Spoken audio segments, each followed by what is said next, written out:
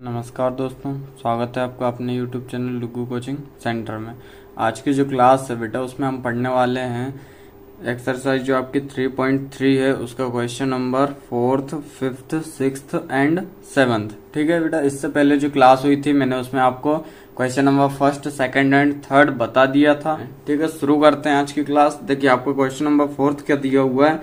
Draw a rough figure of a quadrilateral that is not a parallelogram but has exactly two opposite angles of equal measures।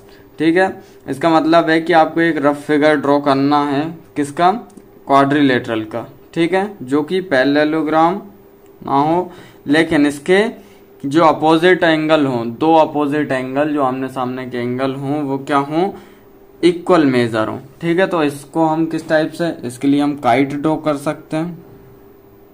ठीक है, ये kite draw की हमने। ठीक है, तो यहाँ पे जो एंगल बनेगा ये एक दूसरे क्या होंगे, इक्वल होंगे। ठीक है, इसको नाम दे देते हैं हम ए बी सी डी। तो एंगल ए जो होगा वो इक्वल होगा किसके, एंगल सी के। वट यहाँ पे वट जो एंगल डी होगा वो नॉट इक्वल टू होगा एंगल बी के। मतलब यहाँ जो एंगल बनेगा और यहाँ बनेगा ये इक्वल नहीं होंगे। ठीक है, लेकिन यहाँ पे जो एंगल बनेगा एंगल ए एंगल सी ये इक्वल होंगे। इसके बाद आता है question number 5th। Question number 5th है आपका, The measure of two adjacent angles of a parallelogram are in the ratio 3:2. Find the measure of each of the angles of the parallelogram। ठीक है, आपको क्या करना है, एक पैरेललोग्राम दिया है जिसके दो एडजेसेंट एंगल क्या हैं, आपके दो एडजेसेंट एंगल दिए हुए हैं जिनका रेशो है 3:2। ठीक है, तो उसका फिगर कैसे बनेगा देखते हैं।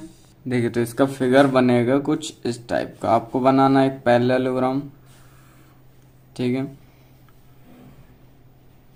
ये मान लीजिए एक पैरेललोग्राम है जिसका ये वाला एंगल और ये वाला एंगल आपको दिया हुआ है कितना, 3:2। तो ये हो जाएगा 3x और ये 2x। ठीक है, यहाँ पे ये हमने बना लिया पैरेललोग्राम।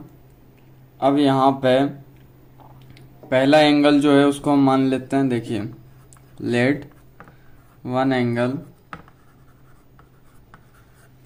V 3x। ठीक है, वन एंगल का मान लिया हमने 3x और अदर एंगल का हो जाएगा, अदर एंगल हो जाएगा आपका 2x। तो हमने वही नाम दिया है 3x और 2x। ठीक है, तो अब हम जानते हैं कि एडजेसेंट जो एंगल होता है उनका सम कितना होता है, 180 डिग्री होता है। क्यों, क्योंकि एडजेसेंट एंगल जो होता है वो पैरेललोग्राम का सप्लीमेंट्री होता है। ठीक है, तो हम लिख सकते हैं कि 3x + 2x = 180 डिग्री। ठीक है, इसका हम रीजन क्या देंगे, रीजन देना है आपको कि adjacent angle of a parallelogram are supplementary. यहाँ पे लिख देना adjacent angle of a parallelogram are supplementary।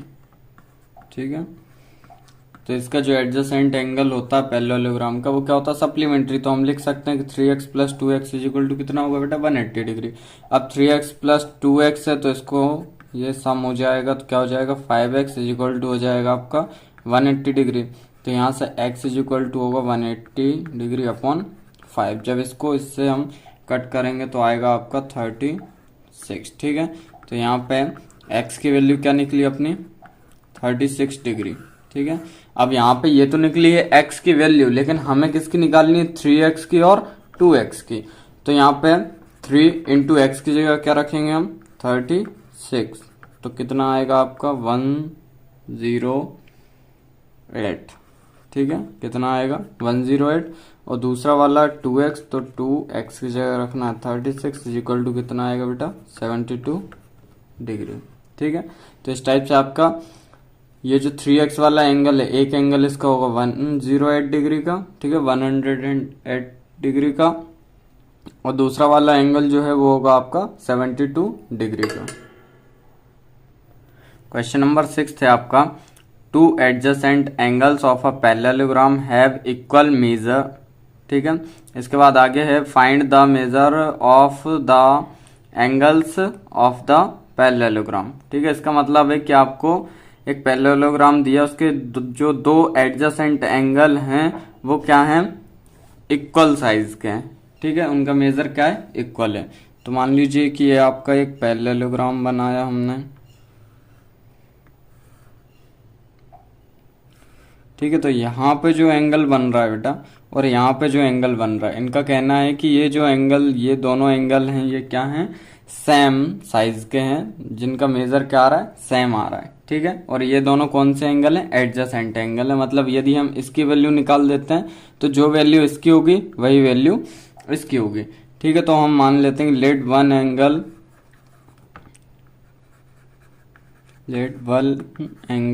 B x, ठीक है। पहला एंगल क्या मान लिया हमने कि एक्स है, तो दूसरा एंगल भी आपका एक्स होगा, क्यों, क्योंकि जो साइज इसकी है वही साइज इसकी है। तो हम लिख सकते हैं कि x plus x is equal to 180 degree. ये कैसे होगा, क्योंकि जो एडजेसेंट एंगल रहते हैं वो सप्लीमेंट्री होते हैं। ये हमने अभी पीछे वाले क्वेश्चन में भी पढ़ा था, एडजेसेंट एंगल आर सप्लीमेंट्री, ठीक है। तो ये x प्लस एक्स हो जाएगा आपका 2x is equal to 180 degree, तो x इज इक्वल टू होगा आपका 180/2। तो x की वैल्यू क्या आएगी आपकी, x की वैल्यू आएगी 90 डिग्री, ठीक है। तो ये वाला यदि 90 बन रहा है तो इसके जस्ट सामने वाला भी क्या होगा, 90 डिग्री बनेगा, ठीक है। नेक्स्ट है आपका क्वेश्चन नंबर 7, क्या है, the adjacent figure hope HOPE is a parallelogram. Find the angles, measures x, y and z. State the properties you use to find them. ठीक है, आपको क्या एक फिगर दिए हुआ है जिसका नाम है होप HOPE, ठीक है। इस नाम का आपको एक पैरेललोग्राम दिया है, ठीक है।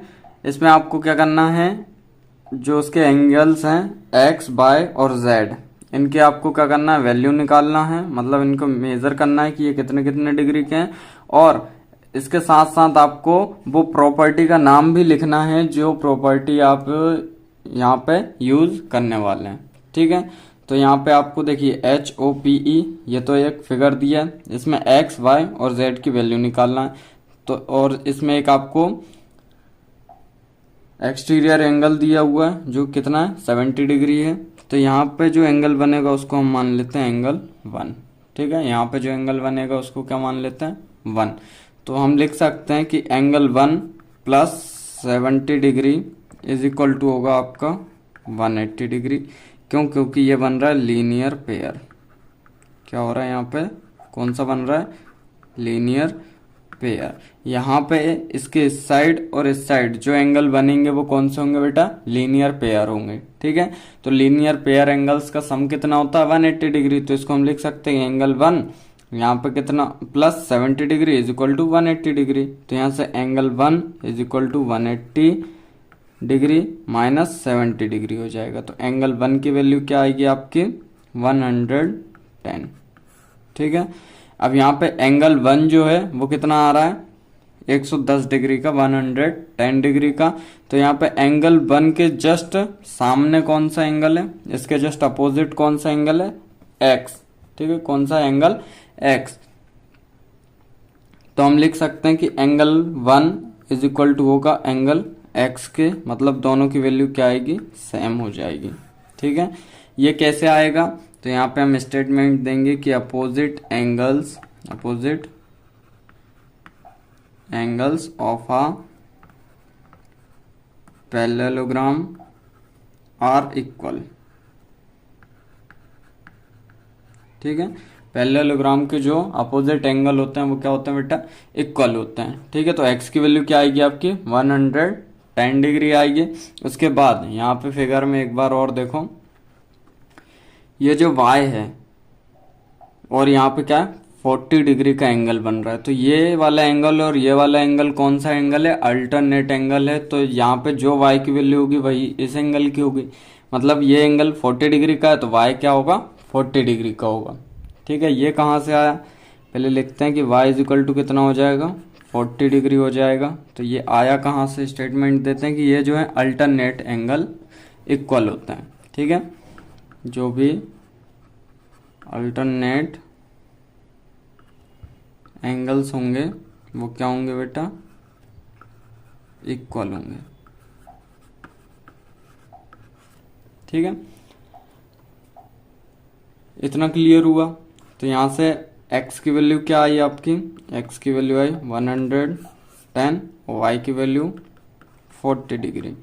अब हमें निकालना है z की वैल्यू, तो z की वैल्यू यहाँ देखते हैं, देखिए यहाँ।